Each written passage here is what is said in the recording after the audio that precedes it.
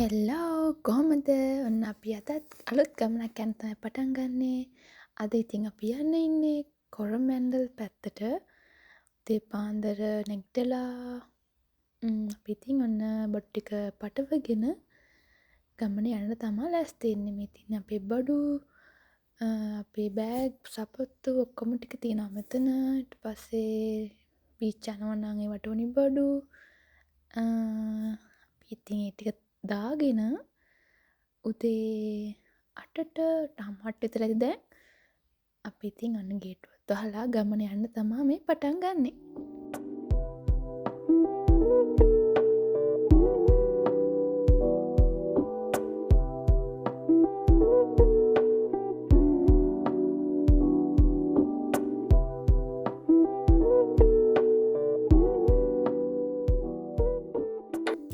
අපේ පළවෙනි ඩෙස්ටිනේෂන් එක වෙන්නේ පොඩි ටනල් එකක්. පොඩි කිව්වට එක ලොකු ටනල් එකක් ඇත්තටම කිව්වොත් කිලෝමීටරයක්. මට ඇත්තටම දිග නම් මතක නැහැ. සාමාන්‍යයෙන් ටිකක් දිගයි ඒක. අපි මේතෙන්ට යන ගමන් මේ තියෙන එතන ඇත්තට මේ ඉවෙන්ට් එකක් තිබිලා තියෙනවා. අපි දැන් හිටියේ නෑ එක. හින්දා ගොඩක් සෙනග හිටියා එතන. ගොඩාක් ගයිඩ්ලා ඉන්නවා එතන අපිට ඕනනම් ඒ කියන්නේ රූට් එක ගැන අහගන්න. එතන ඉස්සර මොනවා හරි ගෝල්ඩ් මයින් කරපු තැනක්. එතකොට එයාලා ඒව ගැන විස්තර කර අපිට ඒ විස්තර කියලා දීදී යන්න අපිට ඕනනම් ගයිඩ් කෙනෙක් ගන්න පුළුවන් එතනින්. අපි නම් ඉතින් ගයිඩ් කෙනෙක් ගත්තේ නෑ අතරම කිව්වොත්. අපි ඉතින් ඔය විදියට ටනල් එක හොයා යන ගමන ආරම්භ කරා.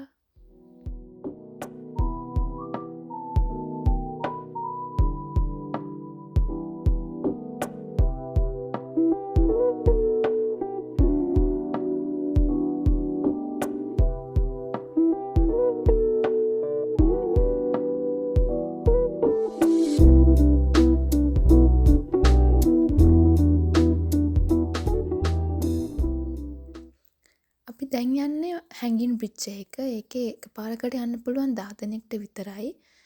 ඒක ටිකක් භයානකයි. චුට්ටක් ඇත්තටම ගියොත් වැනෙනවා මැද හරියකට යද්දි. ඒ එක්ස්පීරියන්ස් එකත් නියමයි.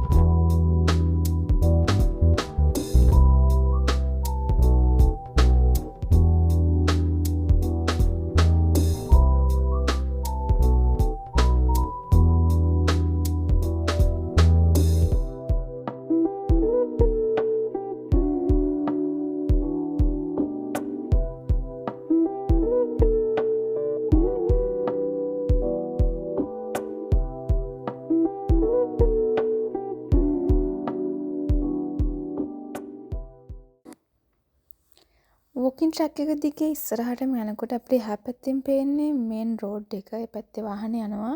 මැදින් ගඟ යනවා. ඊට එහා පැත්තේ තමයි තියෙන්නේ අපි යන වෝකින් පාත් එක. අපි දැන් ටනල් එක කිට්ටුවට ඇවිල්ලා ඉන්නේ. මේ තියෙන එතනින් ටනල් එකට එන්ටර් වෙන බ්‍රිජ් එක. මෙතනින් පහළට බැහැලා ඕනනම් අපිට ගඟට ගිහිල්ලා නාන්නවා කරනවා නම් එතන ඒ වගේ පහසුකම්ුත් තියෙනවා. ඒ කියන්නේ එතන හැම භයානක තැනක් නෙමෙයි. කට්ටිය මම නානවා දැක්කා එතන. බයික් රයිඩ් එකකුත් තියෙනවා මේකේ. ඒ වුණාට අපි නම් ආවේ වොකින් පාත් එක දිගේ. මේ තමයි ටනල් එකට ඇතුල් වෙන බ්‍රිජ් එක.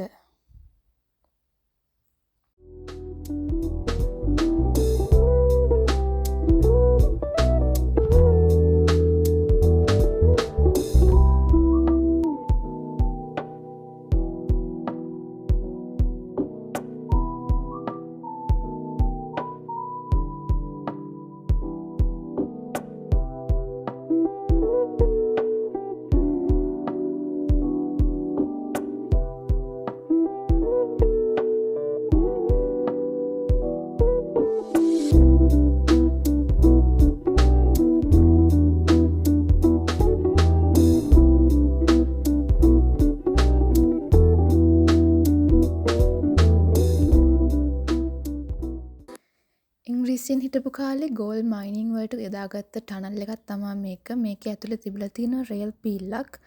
ඒ රේල් පීල් නම් දැන් ඇත්තටම නැහැ. ඒක පොඩ්ඩක් තාර දාලා හදලා තියෙන ඇවිදින්න පුළුවන් විදිහට. ඇතුලේ ලයිට් දාලා තිනවා දිගටම. සමහර තැන් වලින් වතුර එනවා. හරිම ලස්සනයි.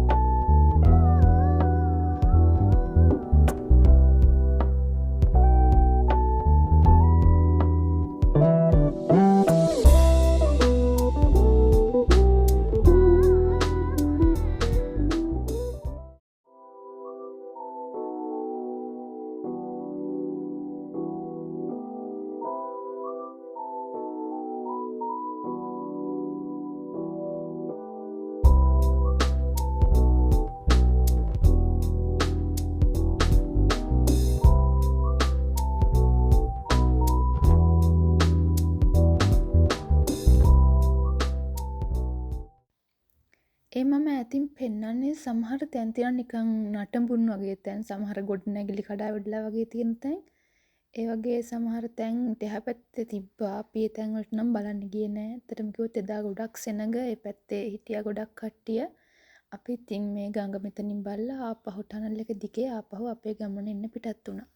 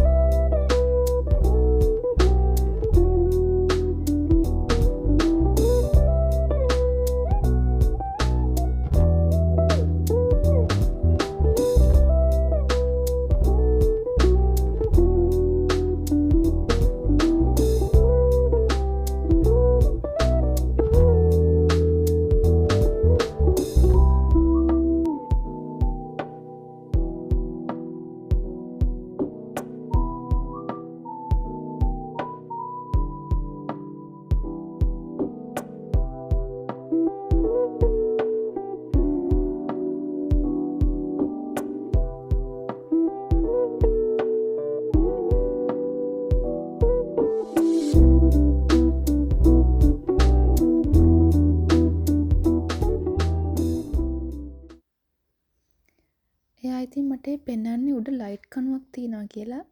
ඇත්තටම හිතාගන්න බෑ ඒ ලයිට් කණුව එච්චරට ගෙනිච්ච කොහොමද කියලාවත්. ඒ කන්ද තියෙන හැටියට. මේ අපි හැංගින් බ්‍රිජ් එක දිගේ ආපස්සට යන ගමන්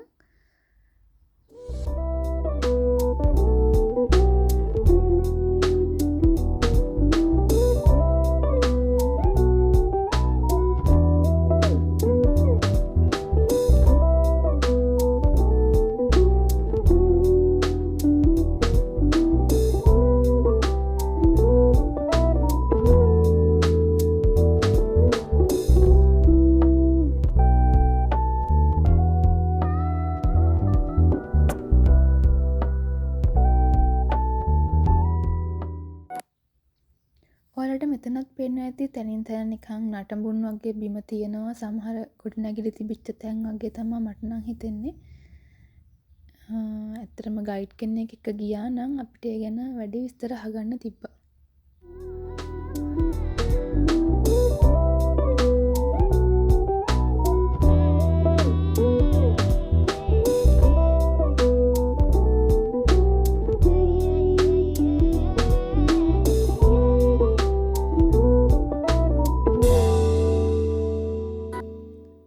ඊළඟ ඩෙස්ටිනේෂන් එක තමයි ලස්සන දියඇල්ලක් බලන්න යන එක. ඒකත් මේ ළඟම තියෙන දියඇල්ලක්. අපි බලපු ටනල් එක ළඟ ඉඳන් කිලෝමීටර් 5ක වගේ දුරකින් තමයි ඒක තියෙන්නේ. අපි මේ එතෙන්ට යන ගමන් සමහරු බයික් රයිඩ් එකේ ඇවිත් ඒ ටනල් එකත් බලලා ඒ රයිඩ් එකේම ආපහු වෝටර්ෆෝල් එක බලන්න යන්නත් පුළුවන්. අපි නම් ඉස්සෙල්ලාම ගියේ ටනල් එක බලන්න වොකින් පාත් එකේ. ඊට පස්සේ අපි දැන් යනවා වෝටර්ෆෝල් එක බලන්න.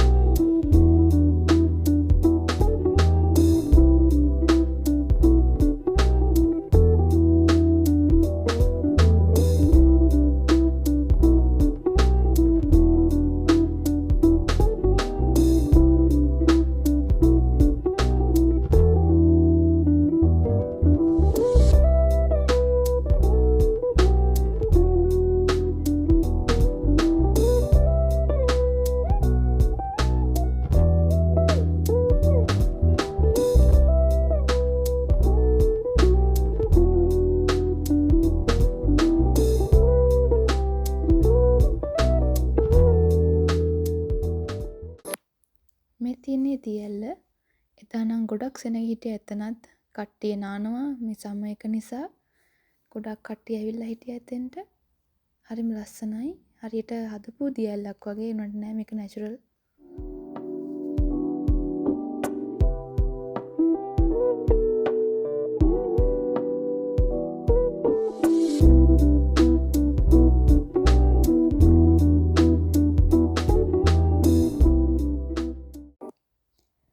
අපේ ඊළඟ තැන තමයි ලස්සන බීච් එකක් බලන එක. ඇත්තටම කිව්වොත් ඒකෙත් අපි දැක්ක විදිහට ෆොටෝස් වල එක ටනල් එකක් තියෙනවා කියලා තමයි තිබ්බේ. පොඩි කේව් එකක් වගේ. අපි ඉතින් ඒක හොයාගෙන තමයි මේ ඊළඟට යන්නේ.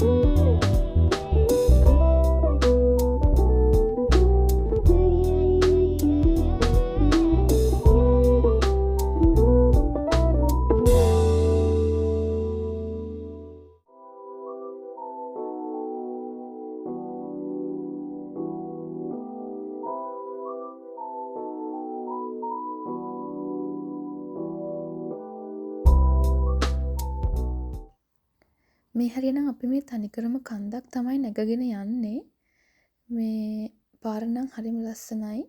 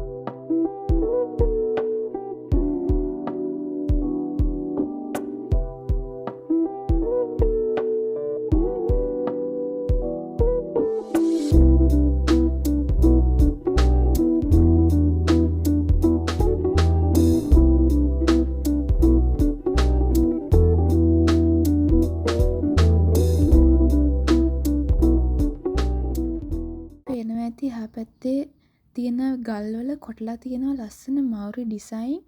අර මොආනා එකේ තියෙන ලස්සන ගලක් ඒ වගේ ඩිසයින්. හරිම ලස්සනයි ඒවා. මේ බීච් එක මම දැකපු ලස්සනම බීච් වලින් එකක්.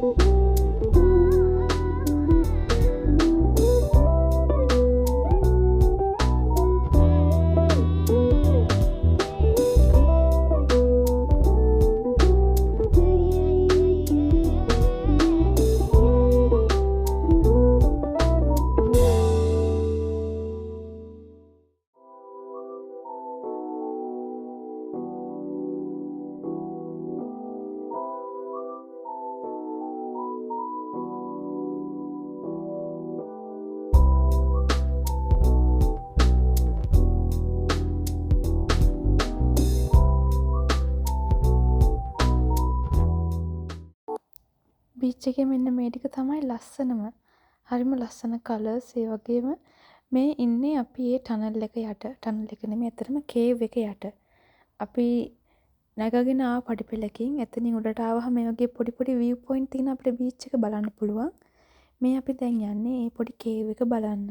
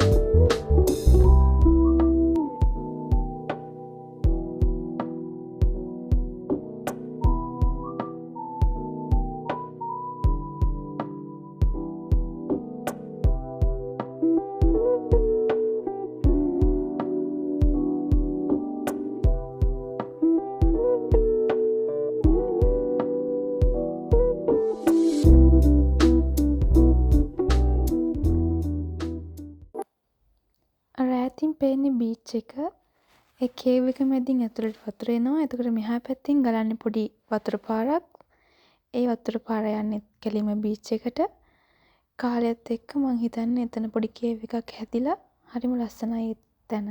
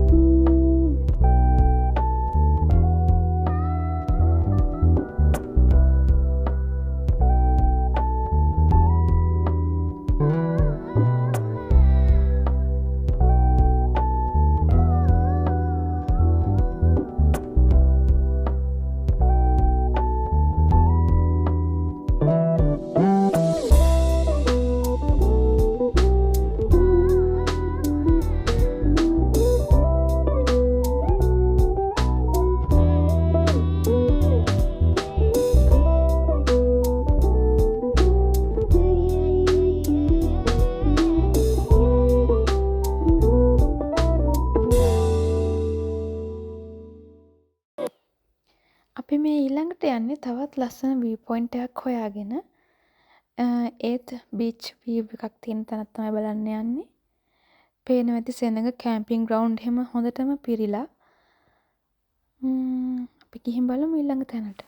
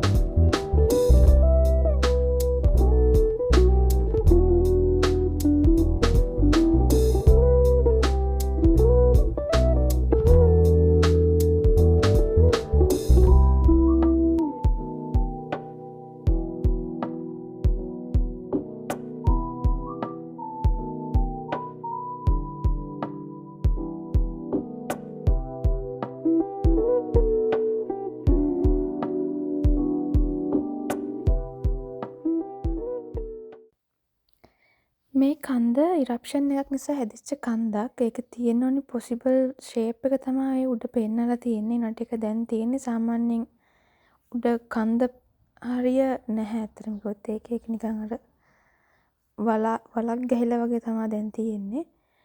ඒක තමයි එතන මේ මැප් එකෙන් පෙන්නලා තියෙන්නේ. අපි උඩට ගියාට පස්සේ ලස්සන view එකක් බලා ගන්න පුළුවන්.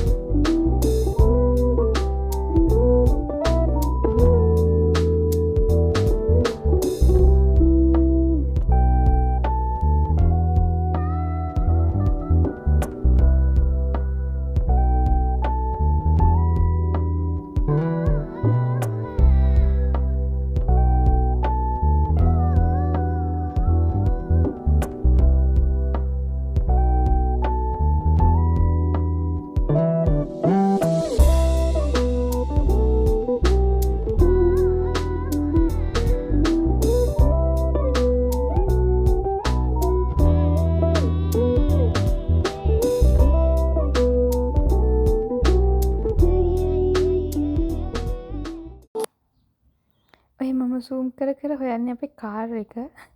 අපි එතනනම් තමයි උඩට එන්න පටන් ගත්තේ. සාමාන්‍යයෙන් මීටර් 800ක් කිලෝමීටරයක් විතර උඩට නගින්න ඇති.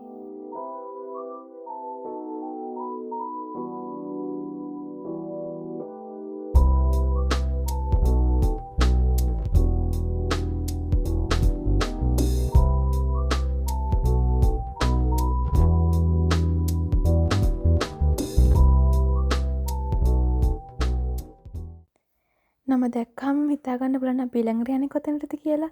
මේ තමයි අපි අද දවසේ යන අන්තිම තැන. ඒ හොට් වෝටර් බීච්.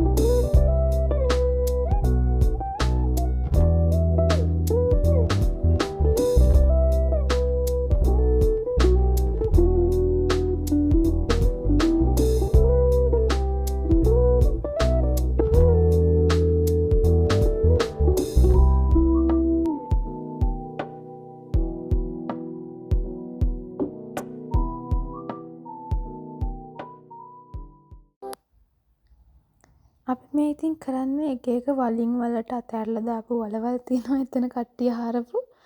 ඒවට පැන පැන බලනවා ඉතින් වතුර රස්නේද කියලා. ඉතින් ওই ටික නම් ඇත්තටම කිව්වොත් රස්නේ නැහැ. ටිකක් කියන්නේ සීතලයි. මේකේ මැද මිනිස්සු ගොඩක් ඉන්න හරිය තියෙනවා ගාලා hot very hot area කියලා. අපි ඉතින් හෙමීට වටින් එතෙන්ට ගියා.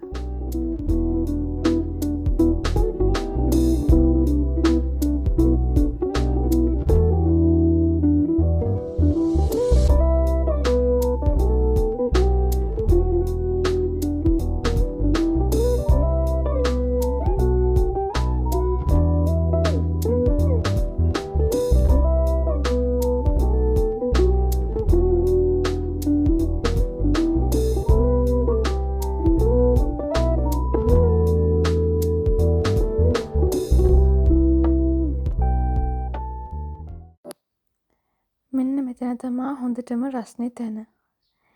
විනාඩියක්වත් ඉන්න බෑ.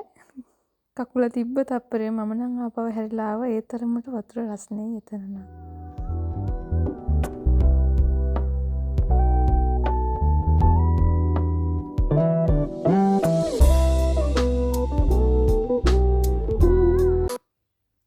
ඉතින් මේ තමයි අපි ගිය ට්‍රිප් එකේ පළවෙනි දවසේ අපි ගත කරපු අන්තිම තැන හොට් වෝටර් බීච්.